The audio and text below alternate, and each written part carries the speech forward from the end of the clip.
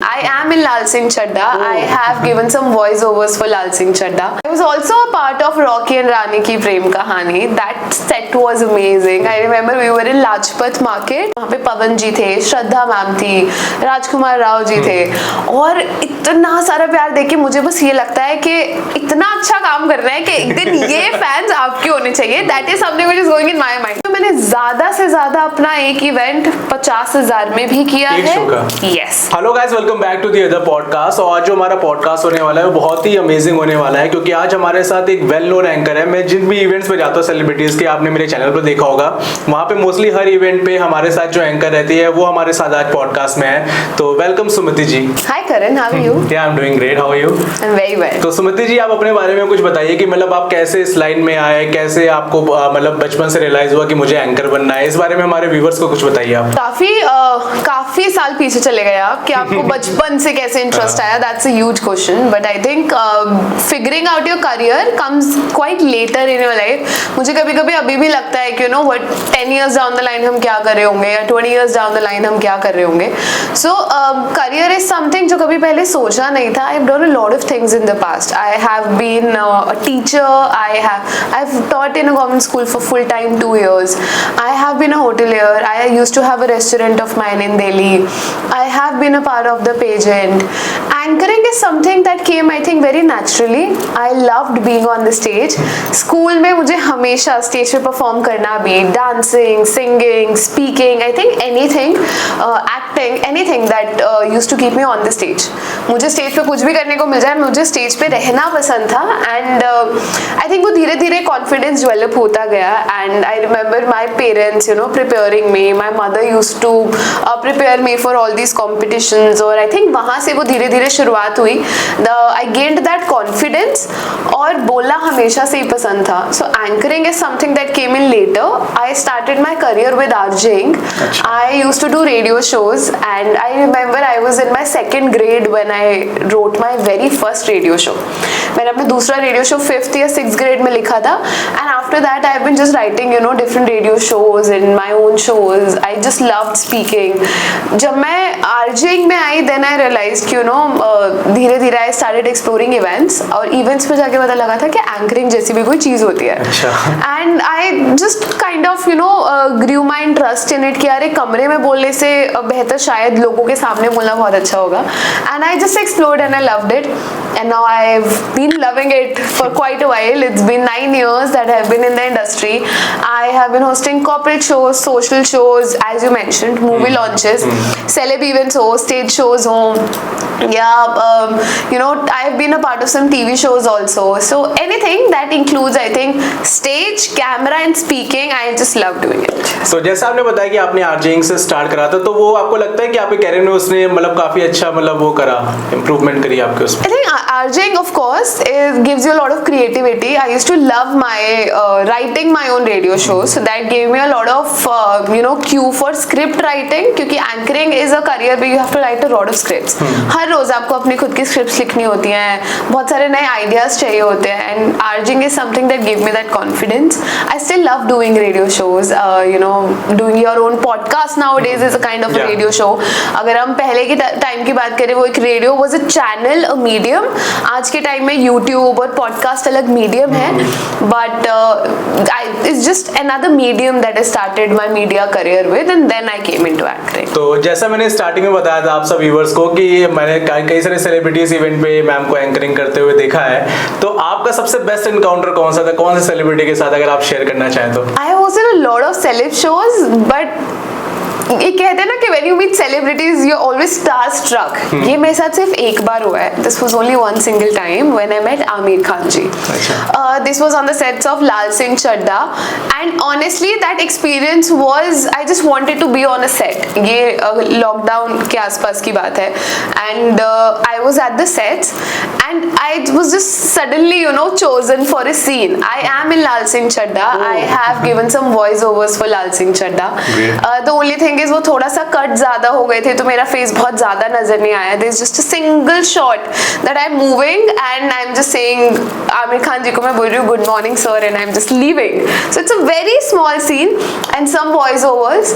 But I remember when I met him for the first time I am just standing here and sir is explaining the scene and my legs are shaking. Like literally ऐसा कभी नहीं हुआ था. I met so many celebrities out there but I think also it was not out of nervousness but ये मेरे लिए honour था because I genuinely tell you one thing about him. Being with the age he is right now, हम लोग जितना थकते थे ना उस सेट पे मूविंग टू डिफरेंट सीट्स. एक स्टेडियम का सीन शूट हो रहा था और the way he was literally running. He is a runner in the movie. अपने एज के हिसाब से जितनी उन्होंने मेहनत करी है, he is running around you know giving shots and always jumping and I was just in awe of seeing his process of shooting.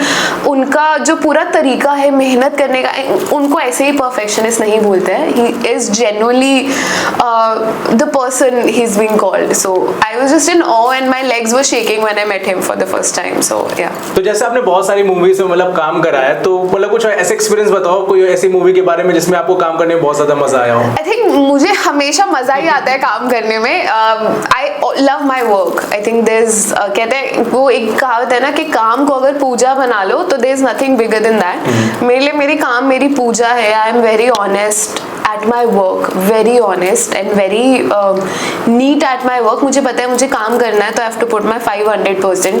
तो मेरे लिए I think काम ही मेरी दुनिया है. Being my family life, everything, I've always prioritized my work. That can be a little negative too, but I have always prioritized my work.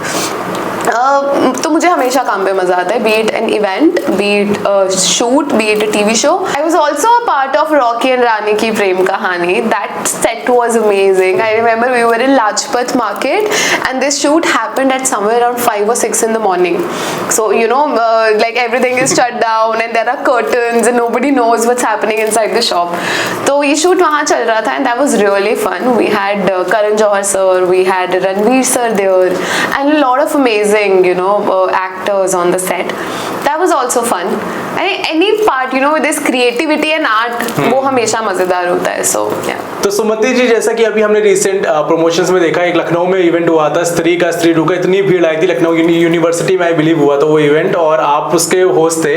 तो मतलब उसका एक्सपीरियंस बताओ. मतलब लोग पागल थे, बहुत ज्यादा रील शेयर हुई. वहाँ के पवन सिंह भी आए थे आई बिलीव. तो उसका एक्सपीरियंस आप हमारे व्यूअर्स के साथ शेयर करो. I think any public event जहाँ पे मैं इतनी भीड़ के साथ ये बोलूँगी कि इतने सारे फैंस जब इकट्ठे होते हैं वो नज़ारा अलग ही होता है. Because when people are appreciating art और आप खुद एक आर्टिस्ट हो तो एक तो आपको ये लगता है कि यार इतना प्यार जब आपको कोई दिखाता है ना, पर्टिकुलरली फॉर एनी आर्टिस्ट. वहाँ पे पवन जी थे, श्रद्धा मैम थी, राजकुमार राव जी थे और इतना सारा प्यार देख के मुझे बस ये लगता है कि इतना अच्छा काम कर रहे हैं कि एक दिन ये फैंस आपके होने चाहिए. That is something which is going in my mind. I am very honest, very honest. बिल्कुल ऐसा ही होना चाहिए. It was an amazing experience. इतने सारे क्राउड को हैंडल करना हाँ थोड़ा सा मुश्किल हो जाता है. And also that was young crowd. तो वो जो वो होता है ना कि गर्म खून और ऐसे एकदम नए जवान बच्चे अभी कॉलेज में है तो बहुत शोर. और I remember the time we were leaving they were literally on the stage. तो स्पीकर वीकर उठा लिए थे. ऐसे भी कुछ रील्स वहाँ की वायरल हुई है जहाँ पर उन्होंने लिटरली स्पीकर्स उठा लिया एंड में. So I think that was a lot of energy but you just have to understand the vibe of the crowd. मैं कॉर्पोरेट इवेंट में हूँ तो वहाँ की वाइब बहुत साइलेंट होगी, एलिगेंट होगी. एक कॉलेज इवेंट है, हमें पता है कि क्राउड की एनर्जी उतनी लाउड है तो हमारी एनर्जी भी लाउड होनी पड़ेगी. हमें उनका समझना पड़ेगा बच्चों का कि इस समय उनको क्या चाहिए. और I think that it's always the energy. As an artist I always say in anchoring it's not your energy, it's audience's energy that you just reciprocate. तो जैसे पवन सिंह का भी नाम आया था, मतलब उनकी फैन फॉलोइंग बहुत ज्यादा है, मतलब यूपी बिहार साइड में. तो आपने जब वहाँ पे एक्सपीरियंस करा आपको क्या लगा, किसकी फैन फॉलोइंग ज्यादा थी, श्रद्धा की या पवन सिंह की? That is quite a questionable question. इसका जवाब देना थोड़ा सा कंट्रोवर्शियल हो सकता है but I would just say that see every artist has a fan following, ठीक है। कहाँ पे किसकी फैन फॉलोइंग ज्यादा है? आई थिंक उसी क्राउड में there were girls and boys who were cheering for Rajkummar Rao also. वहीं पे ऐसे भी बच्चे थे जो श्रद्धा जी के लिए शोर मचा रहे थे, और ऐसे भी आई वुड से ऐसे भी लड़के थे जो पवन जी के लिए शोर मचा रहे थे। तो आई थिंक वो अगर 10,000 या 15,000 का क्राउड था तो उसमें सबकी फैन फॉलोइंग थी, किसी एक पर्टिकुलर की नहीं थी। पवन जी की अपनी एक अलग ऑडियंस है, वो एक प्रॉपर ऑडियंस ही अलग है, और बॉलीवुड के लिए एक ऑडियंस अलग है, सो वेरी डिफरेंट। तो जैसे कि आप इतनी कमाल के एंकर हैं सुमिति जी, तो मतलब आप हमारे व्यूवर्स को बताना चाहो जो लड़का या लड़की मतलब यंग एज में और एंकर बनना चाहते हो आगे जाकर, तो उनको क्या चाहिए एक बढ़िया एंकर बनने के लिए? ऐसे कोई रेसिपी नहीं है क्या चाहिए बढ़िया एंकर बनने के लिए। There is no, honestly there is no right recipe. ऐसा नहीं है कि आज हम लिख के दे देंगे ये मसाला डाल दो, ये डाल दो, ये डाल दो, बन जाओगे, नहीं। This is just experience. Any person who is in the industry, आप ये सोचो अगर आप एक मटका भी बना रहे हो और आप उसको 10 साल तक बनाते रहो तो बनाते बनाते परफेक्ट हो जाओगे। It's as simple as practice makes a man perfect. मैं 10 सालों से यही कर रही हूँ, मैंने कुछ और भी किया है तो मैं घूम फिर के यहीं आई हूँ। One, you have to develop your interest. आप ऑडियंस से तब तक बात नहीं कर सकते हैं जब तक आपको इंटरेस्ट नहीं है। दूसरा, आपको बहुत तरह के लोग मिलेंगे इस इंडस्ट्री में, अच्छे भी बुरे भी। आपका बात करने का जिनसे मन करे और शायद जिनसे नहीं भी करे, पर आपको करनी पड़ेगी बीइंग ऑन द स्टेज। दूसरी चीज, आपको कॉन्फिडेंस डेवलप करना पड़ेगा, वेरी इंपॉर्टेंट। आपको आर्ट ऑफ स्पीकिंग डेवलप करना पड़ेगा। ऐसा नहीं है कि आप आज आप स्टेज पे गए, अपने माइक पकड़ा और आपने बोलना शुरू कर दिया।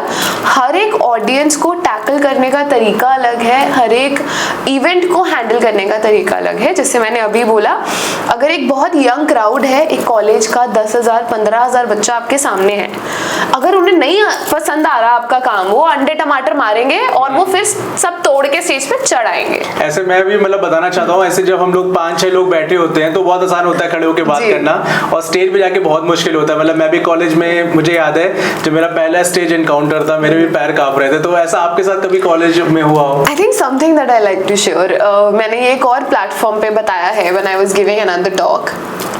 मैंने जब अपना पहला शो होस्ट किया था, I was just doing part time, मैं कुछ ढूंढ रही थी, and I was into events. When you say events, I started my event career when I was in college, और मैं से थोड़ा बहुत पार्ट टाइम कुछ ढूंढ रही थी, you know, that you will experience, will get exposure, थोड़ा सा कहीं काम करते हैं। तो मुझे किसी ने बताया कि यार एक एंकरिंग करके एक करियर है, and why don't you try it, क्योंकि मैं आरजेइंग कर रही थी।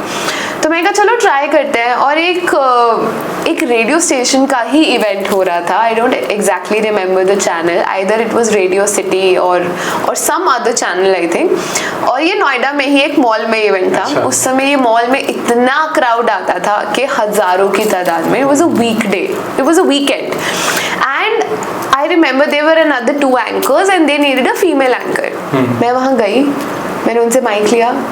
1 घंटे बाद मुझे बोल दिया गया था that I got a call from my event manager कि Sumit you can go back home और we'll call you for some other event। मैं वो 1 घंटा कुछ ज्यादा नहीं बोल पाई। I think very similar happened. वो मेरा पहला एनकाउंटर था लोगों के सामने। मैं एक बंद रेडियो स्टेशन में, एक बंद स्टूडियो में बहुत सालों से बोल रही थी, बट ओपन एनवायरनमेंट में लोगों के सामने निकल के बोलना is a huge task that needs a lot of experience. मेरे भी पैर ही कांपे थे। मैं भी बस स्क्रिप्ट पढ़ने की कोशिश कर रही थी, and I was fumbling because I was scared, I was sweating, and I don't sweat, मैं आई डू नॉट स्वेट, पर मैं ऐसे गीली थी, एंड आई वाज लाइक क्या बोला है, क्या बोला है, कैसे बोला है, नजरें कैसे मिलानी है लोगों से, because when you start speaking on a mic there are thousands of people anywhere who are looking at you, अगर वहाँ ऑडियंस है। बिल्कुल। तो वहां से यहाँ तक का सफर कि आप बोलो तो लोग आपको ऐसे पलटे या ऐसे सुनने, उनका मन करे सुनने का। As a public speaker when you speak, there should be that, you know, knack in your voice that people like it and they would want to hear it. I think that's important. So any person, any student, any kid, any professional who wants to be an anchor, I would just say that start. Find something, be it your mobile phone, be it आजकल तो YouTube पे यार people are gaining so much confidence, they are making their own videos. हम लोग को बस इतना बोला जाता था. I think this is one practice that my mother told me as a kid. My mother has worked hard a lot on my career.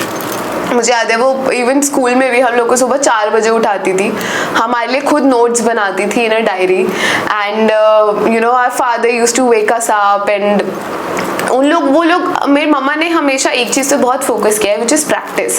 कोई competition होता था तो my mother still says it कि शीशे में देखो और शीशे में जिसको देख रहे हो ना उसको देख के डरना मत. Which is when you look at your self, don't be scared and just practice. My mother also was doing a course. जब हम ऑलरेडी थे तो मैंने अपनी मम्मा को सीखते देखा है, पढ़ते देखा है, प्रैक्टिस करते देखा है.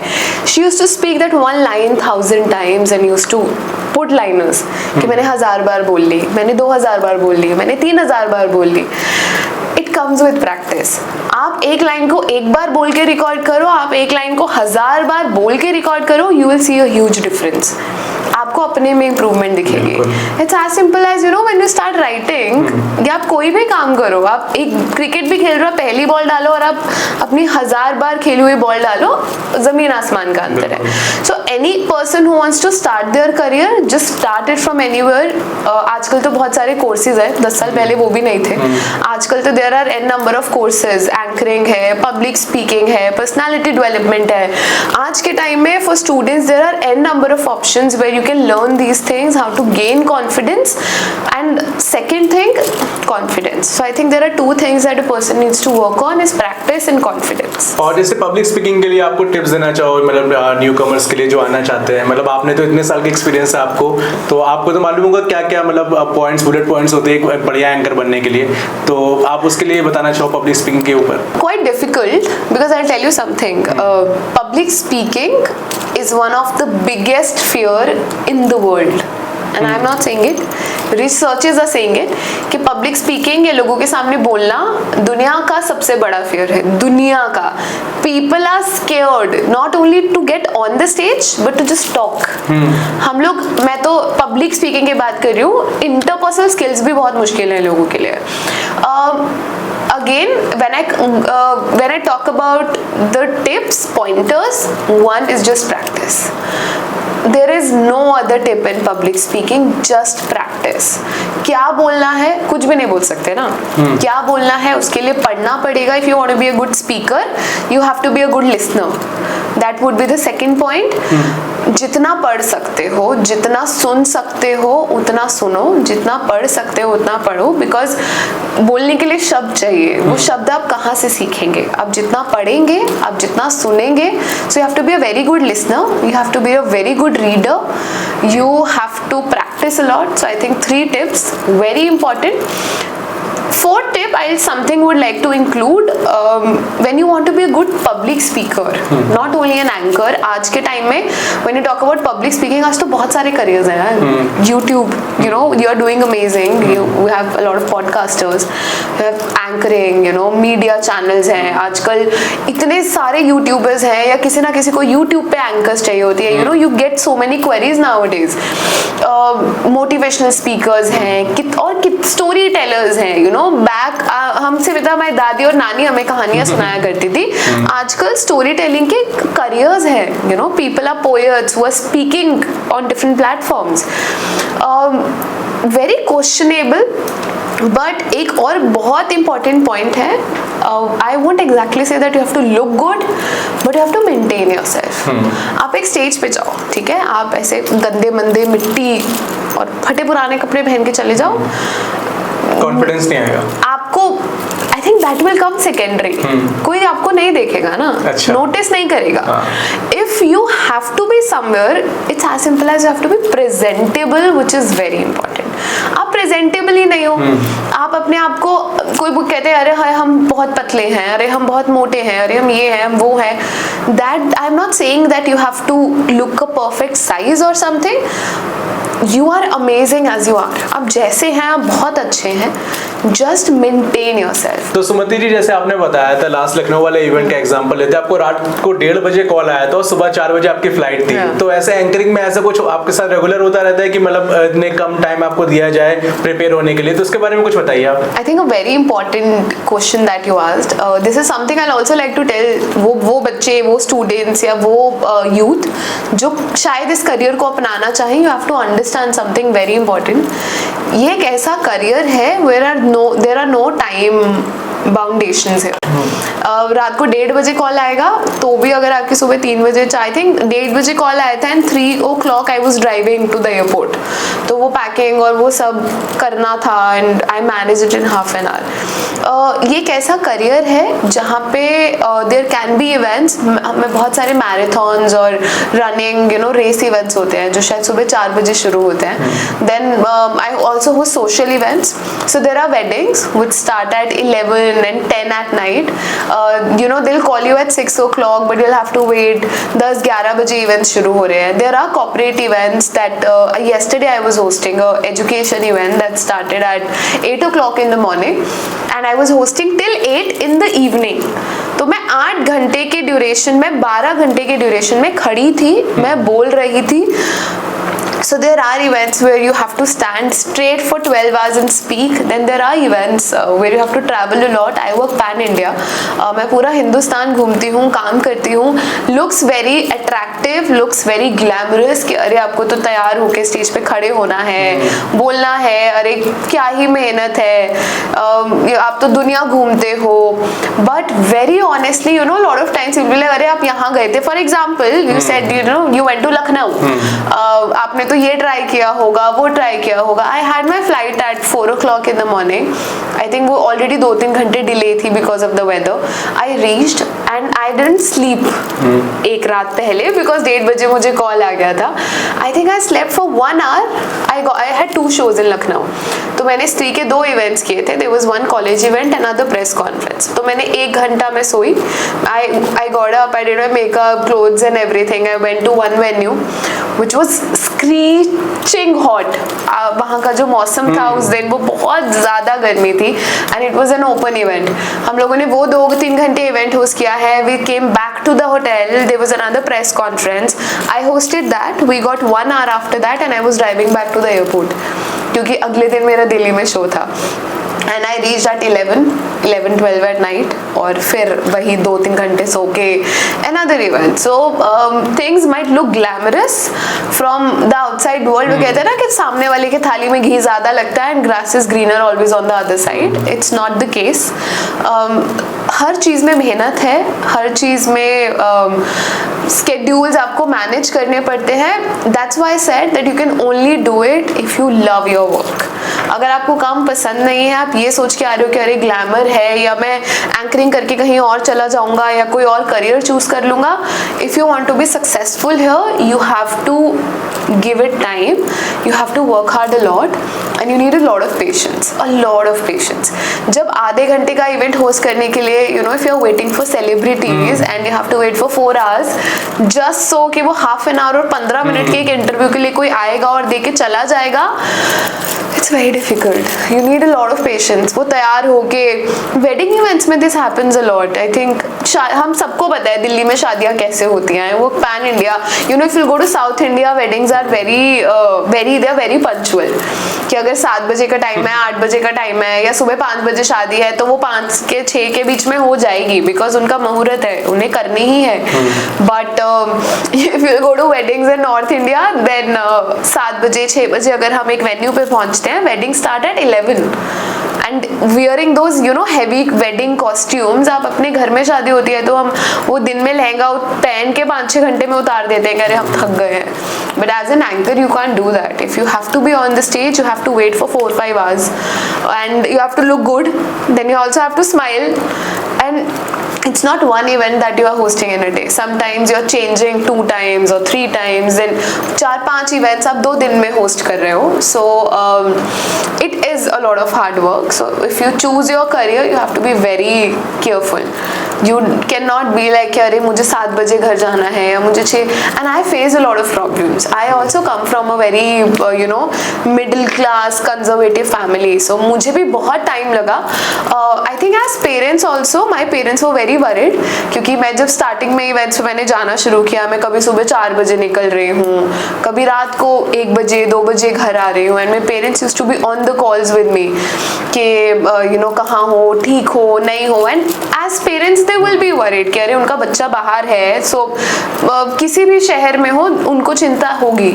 तो I think you have to be very careful and कहाँ ट्रैवल कर रहे हो, कैसे कर रहे हो. सो टाइम बाउंडेशंस बहुत ज़्यादा नहीं होती है इस करियर में, कभी भी जाना होता है, कभी भी आना होता है, so you have to be okay with it. तो जैसे वेडिंग एंकर का आप बता रहे थे, जैसे कुछ शादियों में कुछ ऐसा कुछ हुआ हो जैसे मतलब आपने एक्सपेक्ट ना करा हो, मतलब काफी आपसे मतलब कहते हैं ना कि मेरी एक फ्रेंड भी है वो भी वेडिंग एंकर है, तो कई सारे इसमें प्रॉब्लम्स आते हैं, उसके बारे में अगर आप कुछ बात करना चाहें तो. I think wedding industry is itself a huge industry, million trillion industry है, कोई छोटी मोटी इंडस्ट्री नहीं है.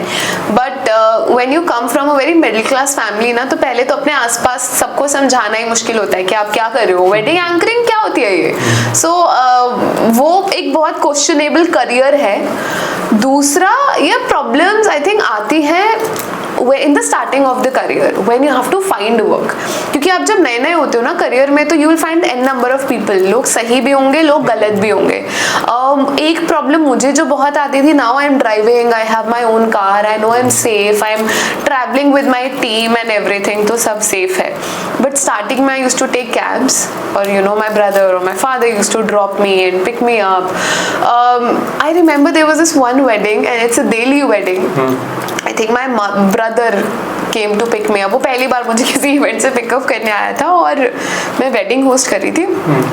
और वहाँ पे कुछ तो आई वॉज ऑफ स्टेज, उस समय मैं स्टेज पे थी नहीं, सम परफॉर्मेंस वॉज गोइंग ऑन, और यार आगे वहाँ गोलियाँ चल रही. एंड दिल्ली की, and this is a Delhi wedding. This is a Delhi wedding.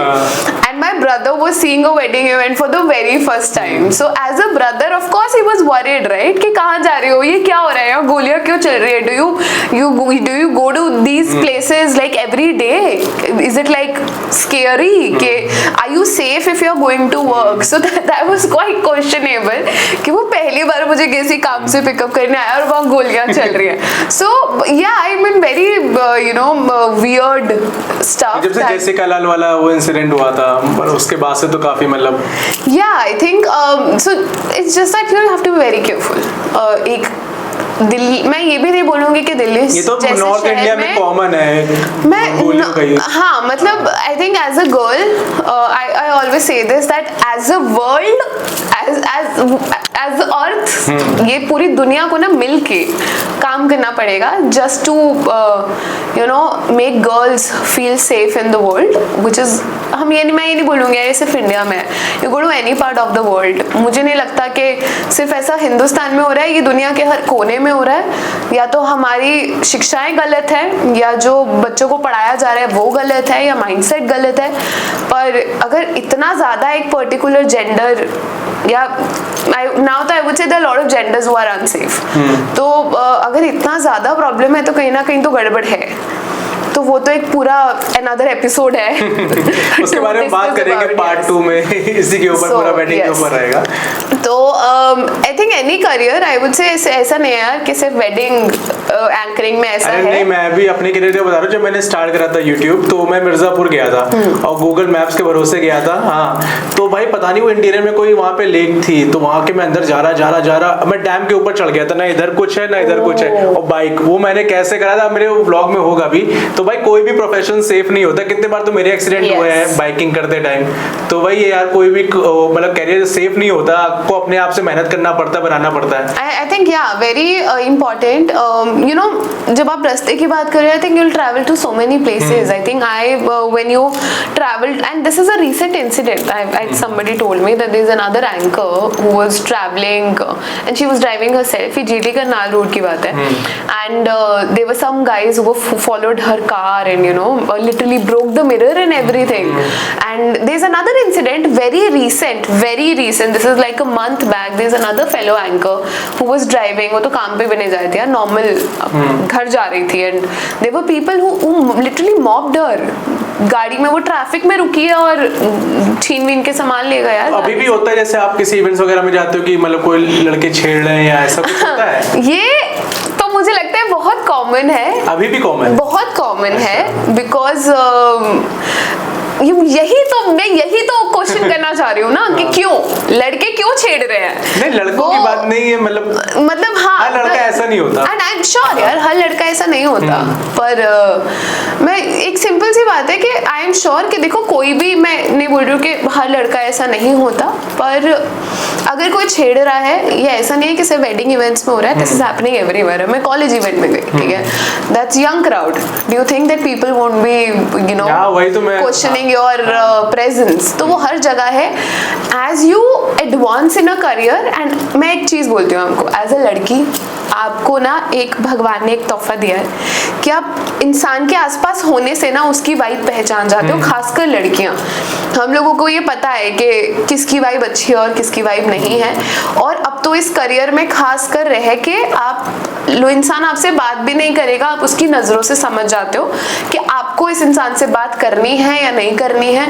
And as I mentioned, कई बार ऐसे भी लोग होंगे जो शायद आपको नहीं आपका मन करेगा बात करने का, बट क्योंकि they are a part of the professional world, आपको बात करनी पड़ सकती है, तो तरीका चेंज हो जाता है। तो वही मैं आपसे क्वेश्चन करना चाहता हूँ इसी बारे में कि मतलब कोई ऐसा सेलिब्रिटी हो, मतलब नाम मत लेना, लेकिन बताना कि जिससे मतलब वाइब बिल्कुल ही मजा नहीं आ रहा उससे बात करने के, लेकिन फिर भी उसका इवेंट होस्ट करना पड़ा, ऐसा कभी हुआ है आपके साथ? Honest answer चाहिए। And I'm telling you an honest answer। आपको एक चीज बताती हूँ, मैंने अभी तक जितने सेलिब्रिटीज का इवेंट होस्ट किया है, they are amazing artists in their fields। and मैं आपको एक ऑनेस्ट चीज बताती हूँ, जब आप एक आर्टिस्ट से बात करते हो ना, I have mostly worked with artist who are self made. एक सेल्फ मेड आर्टिस्ट को मैंने कभी भी घमंड में नहीं देखा है। क्यों? उसको अपने करियर की कद्र है, वो मेहनत से चढ़ा है, अगर उसकी फैन फॉलोइंग है वो उसकी मेहनत से है। I think for me, touch wood, my luck, I would say I am lucky that I have never faced such discriminations out there, but हो सकता है यार बहुत लोगों को ये फील हुआ भी हो, बिकॉज कई बार ऐसा होता है कि आप देखिए, आप आर्टिस्ट हो, आप स्टेज पे जरूर हो, लेकिन I have faced such discrimination और such experiences from their bodyguards rather than the artist। क्योंकि कई बार क्या होता है, देख उनका भी इंटेंशन गलत नहीं है यार, वो जिनके बॉडीगार्ड्स है वो उनको सेफ रखना चाहते हैं। नहीं, इनके बारे में ये मैं बताना चाहूंगा, लोग सोचते हैं कि बॉडीगार्ड गलत है, ये सेलिब्रिटीज ही होते हैं जो कहते हैं कि अगर मैं तो कुछ नहीं बोलूंगा, मैं तो पब्लिक से इंटरेक्ट करूंगा, अगर मेरे पास कोई है तो तेरी शामत नहीं, मतलब मेरे को बताया था बॉडीगार्ड। दैट इज ट्रू यार, that is their job, right? That's what I am saying. वो तो सामने बहुत अच्छे बनते सेलिब्रिटीज की, नहीं यार ऐसे वो बॉडीगार्ड को धरका दिया, लेकिन बाद में पीछे जो होता है वो एक बॉडीगार्ड होता है। But yeah, I just do remember that there is a very recent experience I had। एक आर्टिस्ट ने काफी मेरे से रूडली बात करी थी स्टेज पे। This was a public event. I think as an artist, अगर मैं सिर्फ इतना ही, मैं नाम नहीं लूंगी, मैं सिर्फ इतना बोलना चाहूंगी कि अगर हमारे पास एक शो फ्लो है, अगर हम आपसे कुछ पूछ रहे हैं, that too in the public space, कि अगर हम आपसे कोई सवाल कर रहे हैं तो आई एम श्योर कि हमें बोला जा रहा है वो पूछने के लिए, हम अपनी मर्जी से नहीं पूछ रहे हैं। किसी एक पूरी पब्लिक के सामने किसी को रोक देना या किसी को बहुत रूडली बोल देना कि अरे ये वक्त नहीं है इन सब चीजों का, this and I'm talking about a public event, more than 20-30,000 people, and I was stopped on a public platform to speak, and I only want to say कि मैं अपनी मर्जी से सवाल नहीं पूछ रही थी, मुझे वो शो फ्लो दिया गया था कि ऐसे ऐसे होगा, ऐसे ऐसे आर्टिस्ट स्टेज पे आएंगे, ऐसे ऐसे आपको पूछना है और ऐसे ऐसे वो चले जाएंगे।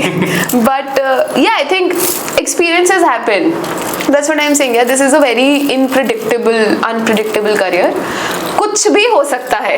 तो इसी से रिलेटेड मेरा नेक्स्ट क्वेश्चन है आपसे, जैसे मतलब कुछ ऐसा होता है ना, जैसे आपने बताया स्टेज पे कुछ एम्बैरेसिंग मूवमेंट हो जाती है, तो उससे आप कैसे कवर करते हो अपने आप को? जैसे कि स्टेज पे कुछ फंबल हो गया, या मतलब लग रहा है कि पब्लिक ऑडियंस नहीं, कि मतलब आप वो ठंडी ऑडियंस है, आप इतने मतलब उससे कर रहे हो, जोश से कर रहे हो, ये गाइस व्हाट्सएप, और पब्लिक एकदम बिल्कुल शांत है, तो आई थिंक दो बहुत अलग सवाल हैं। पहला कि अगर कोई गलती हो जाए तो मैंने बहुत साल पहले एक चीज सीखी थी from a very senior person, that accept your mistakes, very important. आपसे गलती हो गई, आप एम्बैरेस हो जाओ, शर्मा जाओ कि ओ शिट, आपने एक चीज नोट करी होगी, जब आप पब्लिक में होते हो ना, a very normal body structure भी नहीं बोलूंगी, आपकी बॉडी का एक तरीका है उस चीज को अडैप्ट करने का। जब आपसे एक पब्लिक में गलती होती है ना, मेरे साथ तो ये होता है, मेरा चेहरा लाल हो जाता है और ऐसे एकदम बहुत हीटेड, हाँ सेम, सो लाल हो जाते हैं, गर्म हो जाते हैं, ठीक है। पीपल आपके चेहरे पे वो एम्बैरेसमेंट आ जाती है। स्टार्टिंग में, I think in the starting of my career ये जरूर हुआ होगा मेरे साथ बहुत बार। अब अगर आपसे गलती हो रही है, एक्सेप्ट योर मिस्टेक्स। मैं तो बोल देती हूँ तो मैं भी इंसान हूँ, है ना, प्लास्टिक नहीं हूँ, इंसान हूँ, इंसान से गलतियां होती हैं, which is very normal. Accept your mistakes, smile and move on, say sorry यार, हो गई गलती, हो गई, फंबल हो गया, इट्स ओके। ऐसा नहीं है ना कि मैं गलती कर नहीं सकती, just don't try to cover that mistake. मैं ये इतना ही बोलूंगी कि ऐसा नहीं यार कि गलती हो गई, don't be very embarrassed about it, say sorry that okay I made a mistake and move on, that's all. और जैसे कोल्ड ऑडियंस रहती है, yeah, that's a tricky experience that comes with experience। अब मैं honestly बोलूँ, मुझे बहुत ज़्यादा कॉलेज और क्राउड इवेंट्स होस्ट करने में थोड़ा सा I am much more better in corporate events, social events, press. मुझे ना इंटरव्यूज लेना बहुत अच्छा लगता है, मुझे बात करना बहुत अच्छा लगता है। क्राउड इवेंट्स में बात नहीं होती, क्राउड इवेंट्स में आप बात नहीं कर सकते, इंटरेक्शन में नहीं होता है, वहाँ कुछ और ही होता है।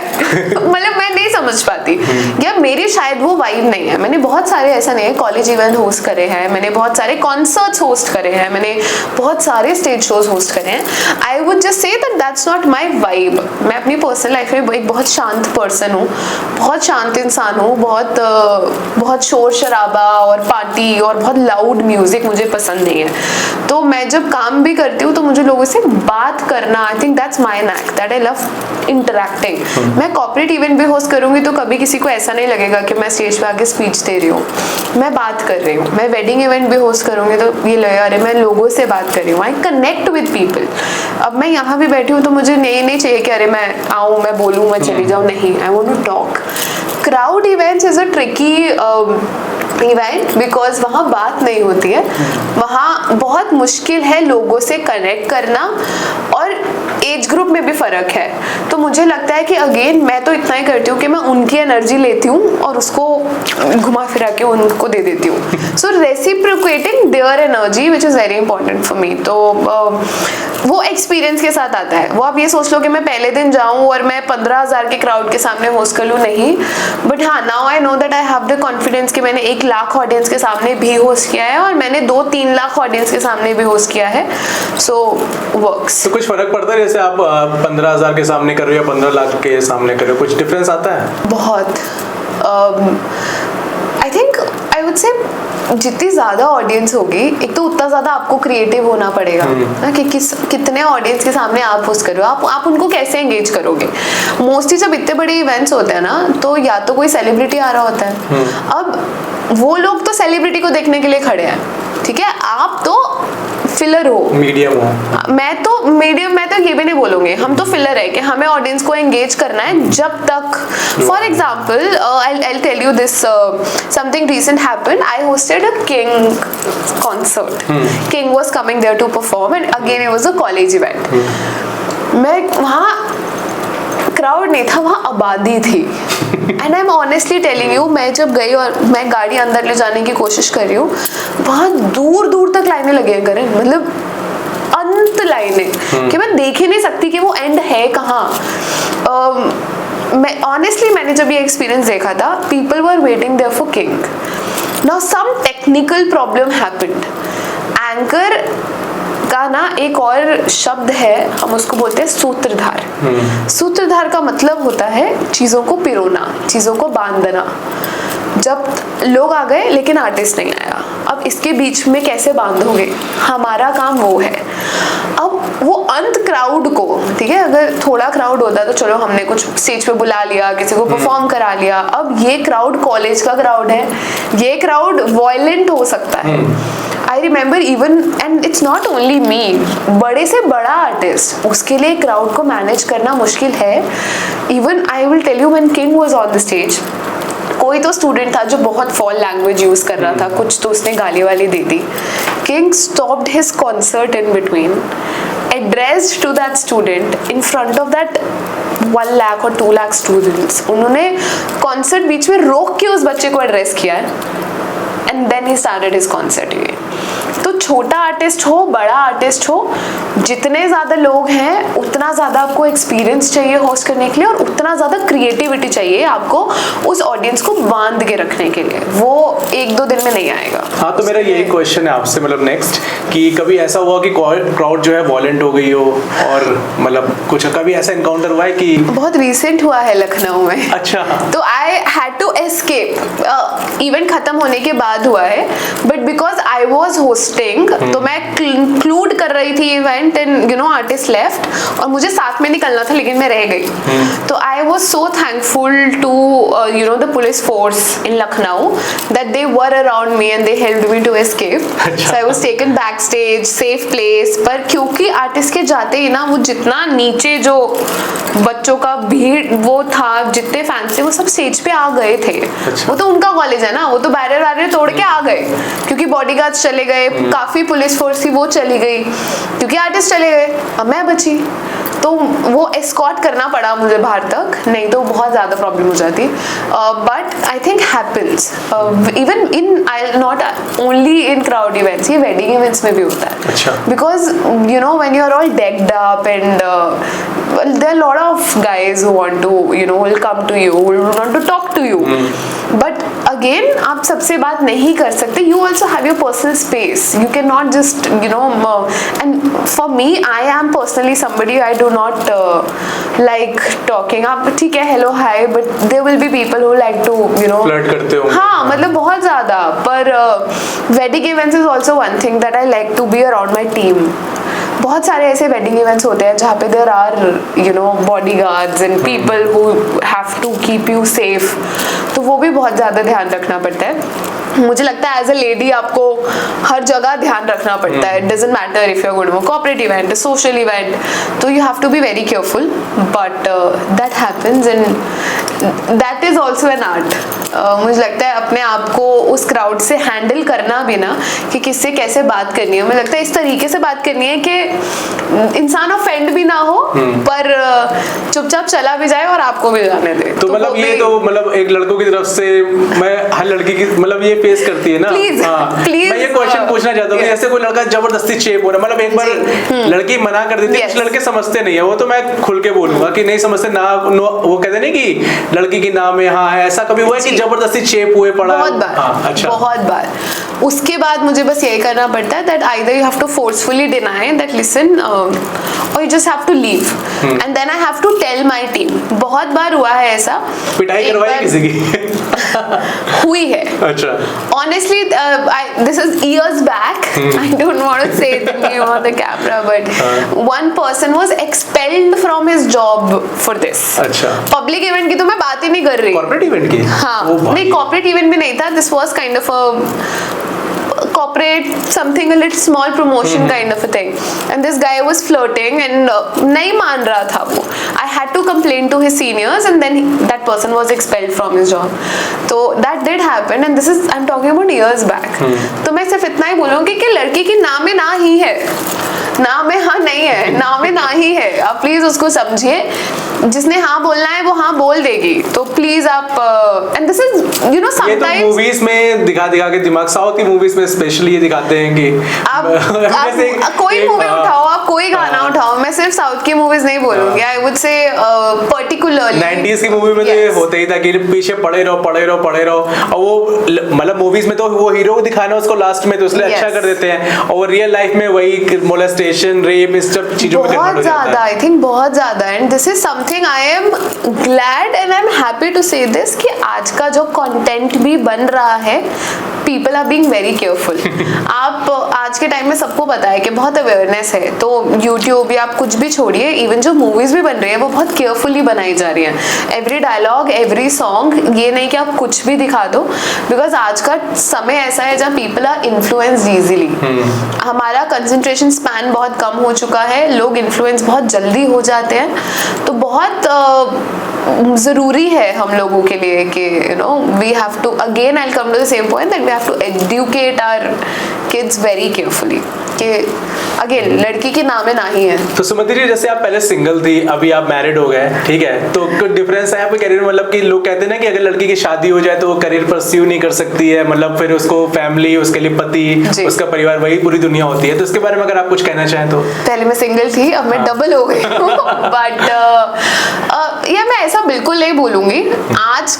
आज की दुनिया बहुत बदल गई है। One, you have to be very careful with the family that you know you are going to be a part of. Yes, जब शादी की बात होनी शुरू हुई और यू नो, अच्छा सॉरी, आपकी अरेंज मैरिज थी या लव मैरिज थी? मतलब अगर आप बताना चाहें तो।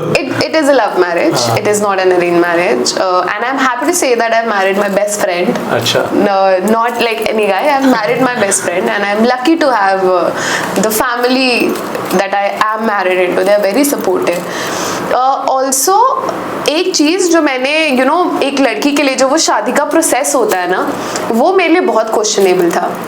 Because when we used to tell people that I am an anchor, ये एक बहुत बड़ा क्वेश्चन था कि you know आपका सुबह जाने का कोई टाइम नहीं है, आपका रात का कोई आने का टाइम नहीं है। There were people who used to say कि शादी के बाद काम क्यों करना है? We have enough everything and we don't want the girls to work.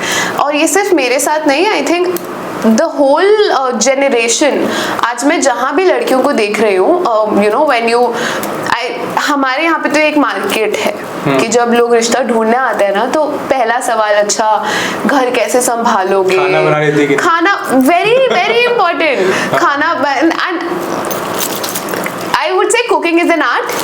आज के टाइम में, and very honestly I would say that you know if husband and wife both are earning, आज के टाइम में अगर आप घर चला रहे हो with the महंगाई जो, and I'm saying very honestly on this on the camera, कि आज के टाइम में अगर आपको एक एफ्लुएंट लाइफस्टाइल चाहिए, either you have generational wealth, कि आपके यू नो दादा परदादा ने हद प्रॉपर्टी इकट्ठी करी है, और either you have black money, तो ठीक है शायद आपको कमाने की जरूरत नहीं है, but if you are somebody who is very honest with their careers, if you belong to a middle class family, husband and wife, it's a partnership, it's not any more कि लड़का बाहर कमाने जाएगा और लड़की घर पे बैठ के घर संभालेगी। ठीक है, पहले होता होगा, शायद उस समय इतनी ज़रूरत नहीं होती होगी, और ज़रूरत होती भी थी तो शायद पीपल नेवर रियलाइज। पहले के टाइम में नीड्स कम थी, पहले के टाइम में वॉन्ट्स कम थे।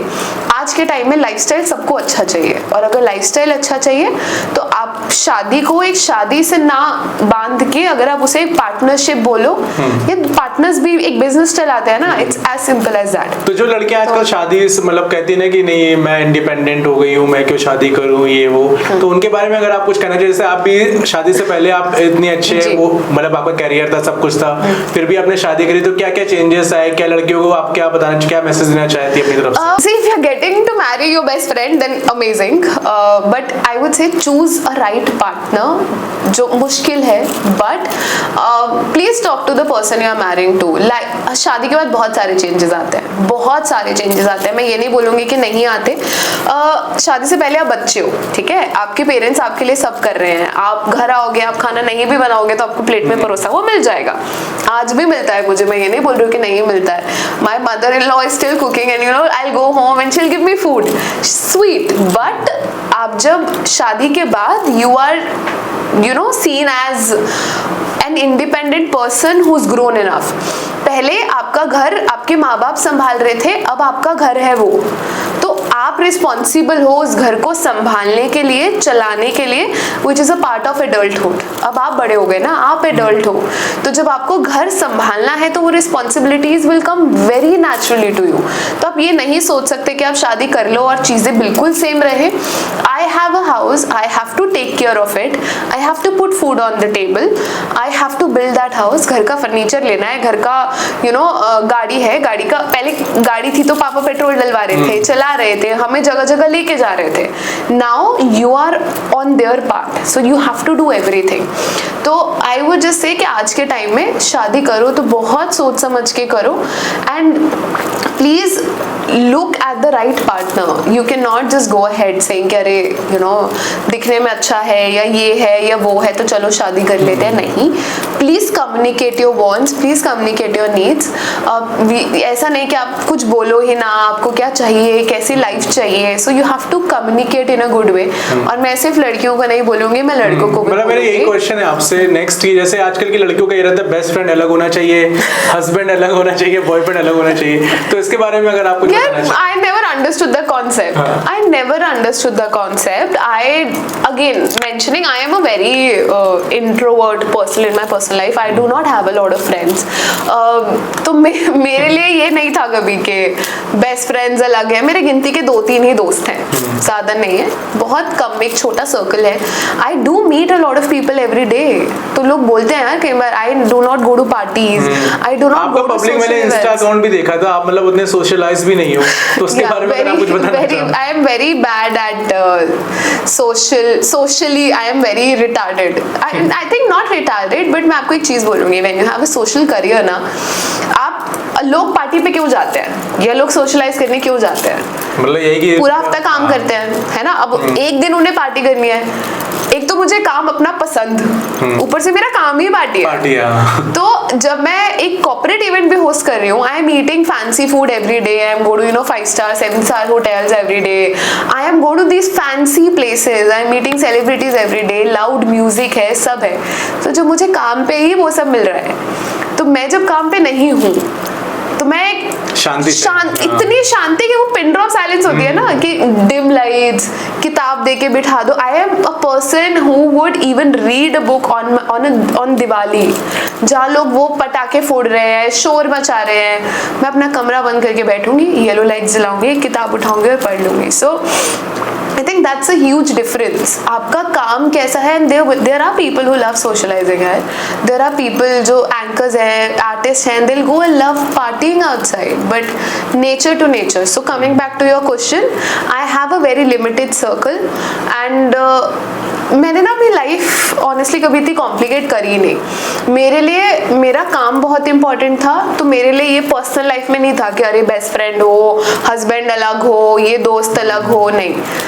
मेरा फोकस ही नहीं था इतना। मेरा एक फोकस था कि एक इंसान है, एक पार्टनर है जिसके साथ आप अपनी लाइफ, और मेरा ना एक बहुत सिंपल सा फंडा था कि मुझे ये कॉन्सेप्ट अरेंज मैरिज का कभी समझ ही नहीं आया था। आप हमारे पुराणों में जाओ यार, आप हिस्ट्री में जाओ, you talk about couples in our ancient culture. आप राम सीता जी को ले लो, आप शिव और पार्वती को ले लो। Do you think they have waited years to just be partners, to be husband and wife? Arranged marriages ऐसा नहीं है कि नहीं चलती यार, बहुत चलती हैं, बहुत खूबसूरत है। जरूरी नहीं है यार कि प्यार हो ही नहीं सकता अरेंज मैरिजेस में। हम we look at our parents, we look at 100 and 1000 lakhs of arrange marriage couples. बट मुझे एक चीज लगती है, मेरे लिए कॉन्सेप्ट बहुत मुश्किल था कि मैं एक इंसान से एक बार मिलूं, उससे 2 घंटे बात करूं, समोसे खाऊं और शादी कर लूं, बहुत मुश्किल है। तो आपको नहीं लगता कि जैसे लोग कहते हैं, जैसे अभी एक मिसकंसेप्शन भी है इस बारे में कि कहते हैं कि पहले की शादी इतनी चलती थी, अगर लगता है कि इतनी मतलब अगर सोशल मीडिया पहले होता तो आज इतनी शादियां चलती arrange marriage? This is a very wrong concept. लड़कियों को मैं पर्टिकुलरली बोलूंगी, and I will be very harsh and rude about this, पहले की शादियां नहीं चलती थी।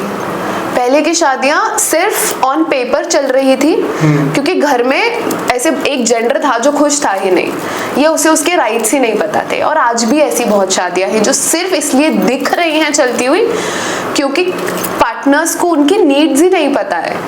एक इंसान अगर खुश ही नहीं है शादी में और फिर भी वो शादी सदियों तक चल रही है तो वो शादी शादी नहीं है। एक शादी एक ऐसा यूनियन है way both the partners should be happy.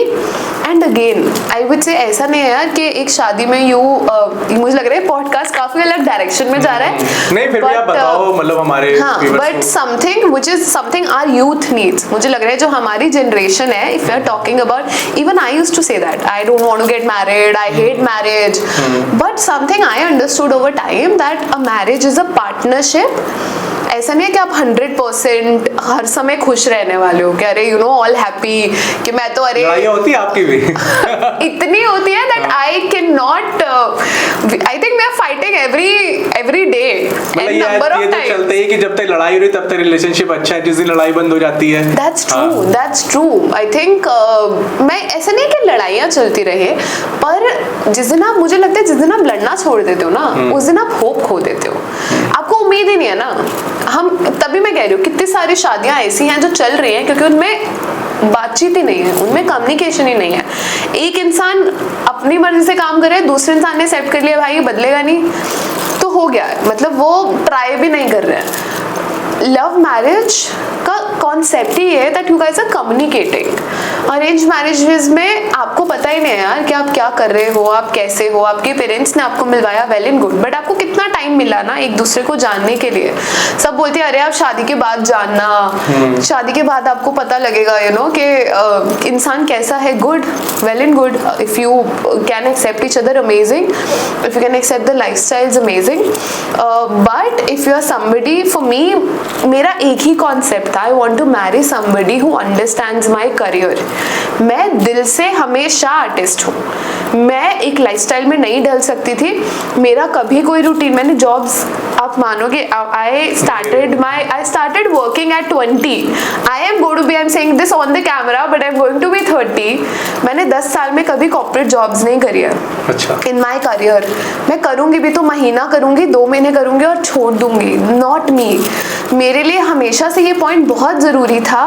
I think as an anchor, as an artist you would understand कि कोई रूटीन नहीं है हमारा। तो एक फैमिली को ये समझाना, मैं अपनी family, my parental house, my mother and father, मुझे उन्हें समझाने में कितने साल लगे that listen this is my career.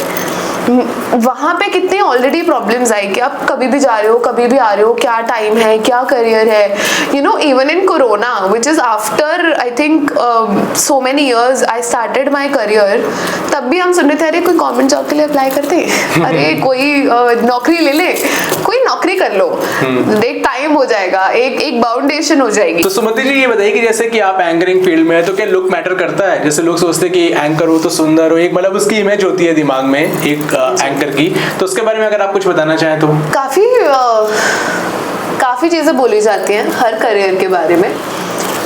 मैं ना एक चीज बोलूँगी, बहुत प्यारा सा डायलॉग है कि सब पैसे का खेल है बाबू भैया। When you start earning, when you go into a career, I got a chance to be with a very senior person. मेरे एक सर थे, he is no more with us today, but उन्होंने हमें एक चीज़ सिखाई थी कि करियर के साथ ना लुक्स डेवलप हो जाती है। आप किसी यूट्यूबर को उठा के देखो, आप किसी ब्लॉगर को उठा के देखो जो आज बहुत फेमस है, आप किसी एक्टर को उठा के देखो, look at 20 years back how they used to look. आप किसी आज सेलिब्रिटी को उठा के देखो, आज 10 साल 20 साल पहले कैसे लगते थे, वो आज कैसे लगते हैं।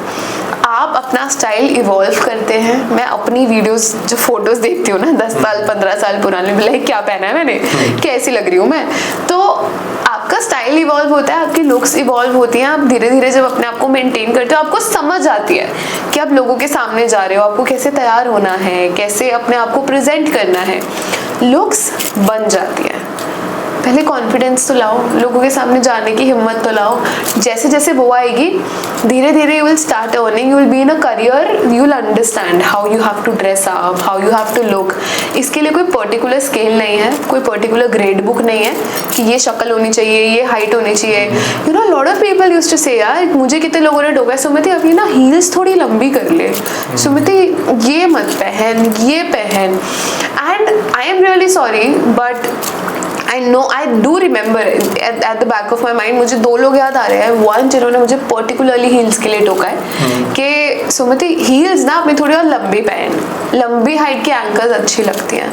I say look at Bharti, she is like one of you know, उन्होंने फीमेल एंकर्स के लिए एक नया पाथ ही बना दिया, एक स्कोप ही खोल दिया। आज वो एक टीवी एंकर है, वो एक कॉमेडियन है, उन्होंने एक नया रास्ता खोल दिया एक पूरी फीमेल एंकरिंग इंडस्ट्री के लिए कि कितना कुछ आज कितनी लड़कियां सोच पा रही है उनको देख के, जिन्होंने शायद सोचा भी नहीं था कि हम ये कर सकते हैं, या हम कोई लड़की सोचती नहीं थी कि अरे मैं कॉमेडियन बन सकती हूँ, मैं स्टैंड अप कर सकती हूँ, या मैं एंकरिंग कर सकती हूँ इस हाइट के साथ, इस वेट के साथ, इन लुक्स के साथ। यू डेवलप योरसेल्फ, कॉन्फिडेंस तो लाओ, टैलेंट तो लाओ, मेहनत करो, लोगों को दिखना चाहिए आपका काम कैसा है। जिस दिन वो दिख गया उस दिन कोई ताकत नहीं है जो आपको रोक पाएगी। फिर क्या हाइट है, क्या लुक है, कैसे लगते हो, क्या है, there will be n number of people, you know, this is a question that you were asking me some time back. There was this another person in the wedding industry who was telling me, Sumiti, ये uncle को देख कितनी अच्छी अच्छी dresses पहनती हैं, you know, you are young, you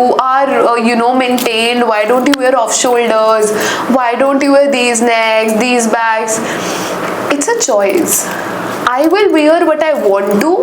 मैं एक इवेंट पे जाके अपने कपड़े ही ठीक करती रहूं, I am sorry, I won't be confident in that. I want to wear जिसमें मैं कॉन्फिडेंट हूँ। अगर मैं स्टेज पे जाके परेशान नहीं हूँ, खुश हूँ, अपने आप में कंफर्टेबल हूँ और काम कर पा रही हूँ, well and good. Yes, event industry has a lot of needs. हर एक इवेंट के लिए आपको एक नए तरीके से तैयार होना पड़ता है। Wedding industry will need you to dress differently, corporate events will have you dress very differently, celeb events में you can dress up casually and everything. हाँ, हर काम की एक अपनी नीड है। ऑफिस भी जाते हो तो अलग तरीके से तैयार होके जाते हो ना, अगर आप टीचर हो तो आप अलग तरीके से तैयार होके जाते हो, आप घर पे बैठते हो, सोते टाइम आप अलग तरह के कपड़े पहनते हो। सो हर करियर की, हर स्टेज की एक अलग ज़रूरत ज़रूर है, बट अगर आप अपने आप में कॉन्फिडेंस हो, अगर आप अपने आप में कॉन्फिडेंट हो, you can excel in anything and everything. तो मेरा लास्ट क्वेश्चन आपसे ये होगा सुमति जी, मतलब लोगों के दिमाग में ये रहता है कि कितने पैसे आते हैं, जैसे मैं YouTube में आया हूँ तो मुझसे लोग ये पूछते कितना पैसा कमा लेते हो, तो मुझे अच्छा तो नहीं लग रहा, लेकिन व्यूअर्स के लिए पूछना ये जरूरी है कि एंकरिंग से आप पर मंथ कितना कमा लेते हो? ये सीक्रेट की बुक क्यों खुलवा रहे हैं आप? अरे नहीं, बिल्कुल देखो, एक चीज मैं बोलूंगी, आप लाखों करोड़ों भी कमा सकते हो, और ऐसा भी है कि आप किसी दिन ऐसे बैठे हो यार अकाउंट में ना 200 रुपए बचे हैं, क्या करना है अब इस महीने, खाना कैसे खाना है, किराया कैसे देना है।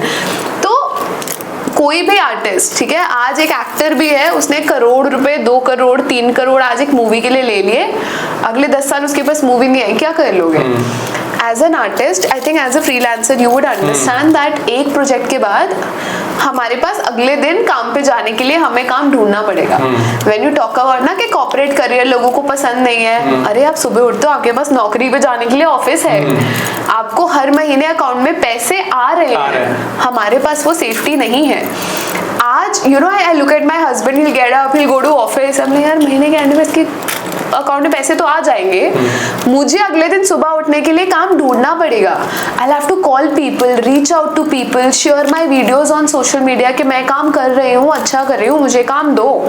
देन हर जॉब के लिए नेगोशिएट करना पड़ेगा, हर इवेंट आपको अलग पैसे देगा, हर इवेंट का अलग बजट होगा, there is no fixed income. मैंने अपना पहला इवेंट 600 रुपए में किया था, 500 रुपए में किया था, मैं ये बता सकती हूँ मैंने ज्यादा से ज्यादा अपना एक इवेंट 50,000 में भी किया है।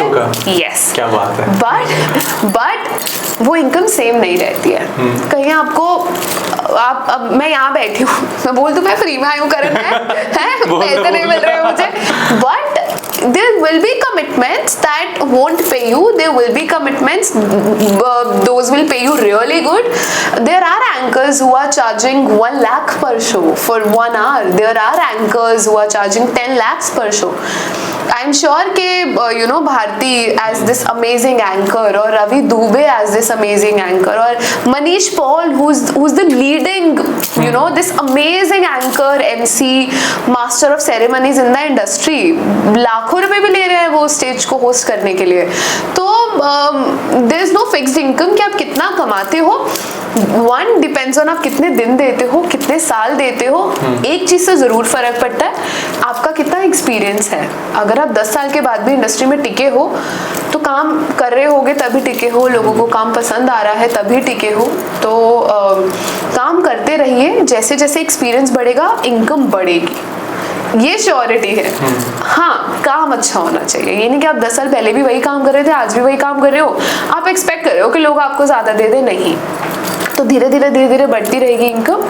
और आप अच्छे आर्टिस्ट हैं तो फिर आप लाखों करोड़ों में भी कमा सकते हैं, कोई भी आर्ट हो. अच्छा. पेंटर भी कमाता है, पेंटिंग वाला भी कमाता है, और घर को पेंट करने वाला भी कमाता है. तो आपका काम अच्छा होना चाहिए. There is no end to earning as an artist.